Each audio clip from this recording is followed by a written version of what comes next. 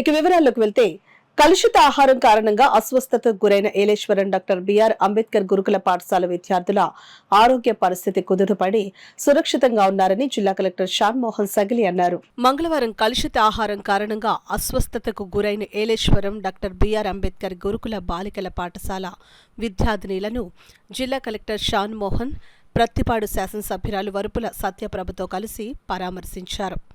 ఏలేశ్వరం సామాజిక ఆరోగ్య కేంద్రంలో చికిత్స పొందుతున్న విద్యార్థినులతో స్వయంగా మాట్లాడి ఆరోగ్య పరిస్థితిని అడిగి తెలుసుకున్నారు.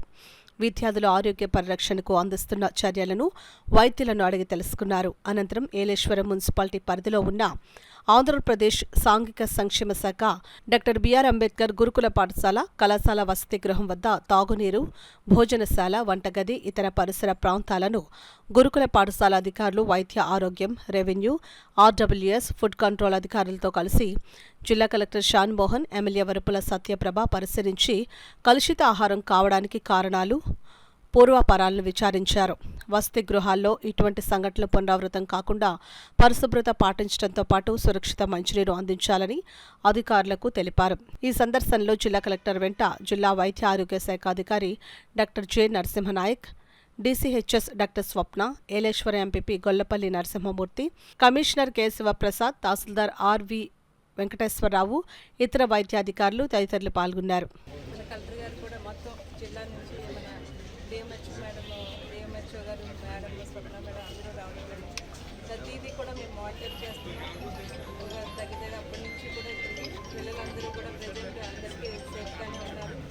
వాళ్ళు కొంచెం యాంగ్జైటీ ఫీల్ అయ్యి వాళ్ళు ఉన్నారు కాబట్టి అటెండెంట్ ప్రతి ఒక్క స్టూడెంట్ దగ్గర ఒక్కొక్కరిని అటెండెంట్ పెట్టాలని వాళ్ళు స్టాఫ్ చెప్తున్నారు. మరి అందరూ కూడా చాలా జాగ్రత్తగా ఉన్నారు. ప్రస్తుతానికి అంతా ఇప్పుడే చెప్పినట్టు అది టెస్ట్కి పంపించే వాటర్ దేనివల్ల ఇలా జరిగింది ఈరోజు మనకి కొంచెం రిపోర్ట్ రావాల్సింది. మేడం చెప్పినట్టు ఆ పిల్లల్ని అడగడం జరిగింది. రాత్రి కర్రీ కూడా ఏం తిన్నారు అంటే వాళ్ళు చెప్పడం జరిగింది. ఇవన్నీ కూడా మనం తెలుసుకోవడానికి 24 hours పడుతుంది. అక్కడ కూడా మిగిలిన పిల్లల్ని కూడా ఏమన్నా వాటర్ స్టాప్ చేయించి వేరే వాటర్ వాళ్ళకి అరేంజ్ చేయించి అవన్నీ కూడా ప్రెజెంట్ అక్కడ వాటర్ కూడా స్టాప్ చేయించేది కాకుండా వేరే వాటర్ని అరేంజ్ చేస్తాం. ఇవన్నీ కూడా రిపోర్ట్ వచ్చిన తర్వాత కలెక్టర్ గారు చెప్పినట్టు అక్కడ ఏంటి ఇలా ఎందుకు జరిగిందంటే దాని ప్రికాషన్స్ కూడా నెక్స్ట్ మళ్ళీ ఇది రిపీట్ వేస్తాం. ప్రెజెంట్ అయితే ఎవరికి అంతా బాగానే ఉంది, ఎవరికి ఏమి ఎమర్జెన్సీ అయితే లేదు. వారందరూ కూడా మెడికల్ ఆఫీసర్ గైడ్లోనే వాళ్ళు మానిటర్ చేస్తున్నారు. బెడ్స్ సరిపోతే కూడా ఇక్కడ వేరే కొత్తగా ఉన్న బిల్డింగ్లో కూడా బెడ్స్ అరేంజ్ చేశారు. ఒకవేళ ఇంకా సరిపోతే కూడా మేము మెడిసిన్స్ అయ్యి కూడా అరేంజ్ చేయమని చెప్పడం జరిగింది. అన్నింటినీ మేము గైడెన్స్లోనే వాళ్ళు పర్యవేక్షణలోనే పిల్లలు ఉన్నారు. మిగతా వాళ్ళని అక్కడే మన సిహెచ్ మన గురుకులం ఏలేశ్వరంలోనే అక్కడే ఒక మెడికల్ క్యాంప్ పెట్టి అక్కడే చెక్ చేయడం జరుగుతుంది. ఒకవేళ ఇంకా ఏదైనా ఎవరికన్నా మళ్ళీ ఇన్ఫెక్షన్ కూడా ఇక్కడ తీసుకురావాలి.